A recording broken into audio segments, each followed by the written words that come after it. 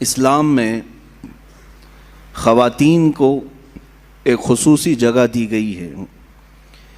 یہ آج واویلا مچانے والے بھی سنیں کہ جیسے ہی اسلام اور مسلمانوں کا نام آئے گا تو ایک شوشہ اٹھاتے ہیں ہر جگہ سے کہ یہ مسلمانوں پر یہ الزام لگانے میں بہت جلدی کرتے ہیں کہ مسلمان عورتوں کو زور زبردستی کرتے ہیں، انہیں چار دیواری میں بند کر دیتے ہیں، انہیں پڑھائی سے محروم رکھتے ہیں، انہیں تعلیم سے دور رکھتے ہیں، اور نہ جانے کیا کیا شوشے چھوڑ کر کے۔ یہی تو باتیں ہیں جو عورتوں کو ابھارنے کے لیے اور انہیں بیوقوف بنانے کے لیے پیش کی جاتی ہیں۔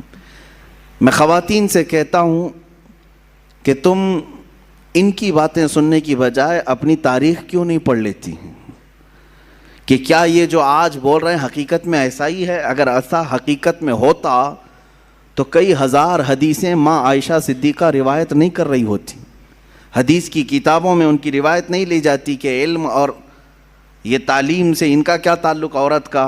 نہیں میرے عزیزوں، مکثرین صحابہ جنہوں نے کثرت سے حدیثیں روایت کی ہیں اس میں حضرت عائشہ کا بھی مقام ہے، ان کا بھی مقام ہے۔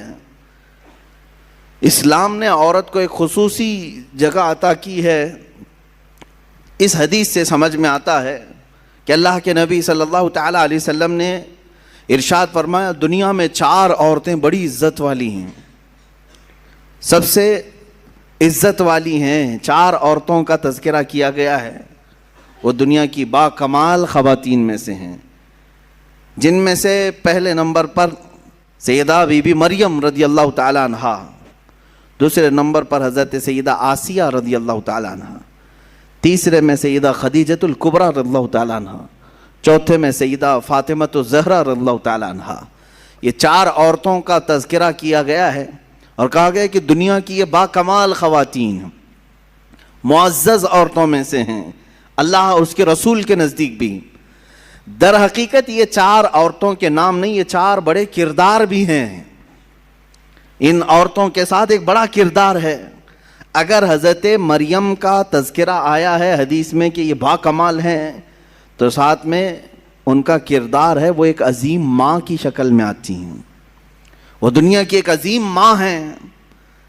اگر سیدہ خدیجۃ الکبریٰ کا نام آتا ہے ایک با کمال خواتین میں تو وہ ایک بہت ہی شفیق اور مہربان بیوی کی شکل میں آتی ہیں، جنہوں نے ہر وقت رسول پاک صلی اللہ تعالیٰ علیہ وسلم کے ساتھ وفا کیا، اپنے شوہر کے لیے ساری قربانیاں دیں۔ حضرت فاطمۃ الزہرا کا نام جب آتا ہے تو وہ ایک عظیم باپ کی عظیم بیٹی ہونے کا کردار ادا کرتی ہیں، ان کے کرداروں پر بھی توجہ ہونی چاہیے۔ حضرت سیدہ آسیہ رضی اللہ تعالیٰ عنہ دنیا کی ایک عظیم خاتون کے کردار میں ہیں۔ ان عورتوں کے کردار کو جب ہماری بچیاں پڑھیں گی تو یہ مغربی پروپیگنڈے سے نہیں بہکاوے میں آئیں گی، گمراہ نہیں ہوں گی۔ میں آج تاریخ کے جھروکوں میں سے چند ضرور سیرتیں آپ کے سامنے عرض کروں گا جس سے ہمارے آنے والی نسلوں کو اور خصوصیت کے ساتھ ہمارے گھر کی بچیوں کو ایک حوصلہ پیدا ہو کہ ہماری تاریخ روشن ہے خواتین اسلام سے بھی۔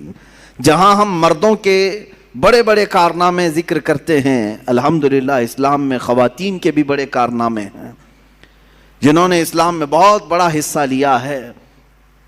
اسی لیے قرآن عظیم میں ایک آیت ایسی آئی ہے جس میں دونوں کا تذکرہ آیا ہے، مرد کا عورت کا، مرد کا عورت کا، ساتھ ساتھ میں اللہ فرماتا ہے بے شک مسلمان مرد اور مسلمان عورتیں ہیں، بے شک ایمان والے مرد، اسلام اور ایمان کو الگ بیان کیا گیا ہے، مومن مرد اور مومنہ عورتیں ہیں، بے شک عبادت کرنے والا مرد، عبادت کرنے والی عورت، بے شک سچ بولنے والا مرد، سچ بولنے والی عورت، بے شک اللہ سے خوف کرنے والا مرد، اللہ سے خوف رکھنے والی عورت۔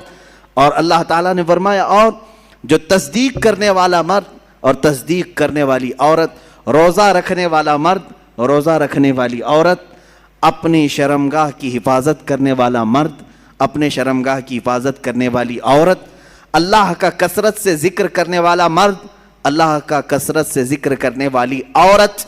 10 قسم کی صفات بیان کر کے رب تعالیٰ فرماتا ہے اعد اللہ لہم مغفرۃ واجرا عظیما، یہی لوگ ہیں جن کے لیے اللہ نے بڑا اجر عظیم تیار رکھا ہے، یہی وہ لوگ ہیں۔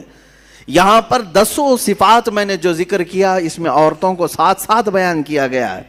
اگر تم مسلمان ہو تو عورتیں بھی مسلمان ہیں، اگر تم مومن ہو تو عورتیں بھی مومن ہیں، اگر تم صادق ہو تو عورتیں بھی صادقہ ہیں، اگر تم صائم و روزے دار ہو تو وہ بھی صائمہ ہیں، روزے دار خواتین بھی ہیں، اگر تم اللہ کا ذکر کرتے ہو تو اللہ کا ذکر کرنے والی عورتیں بھی ہیں۔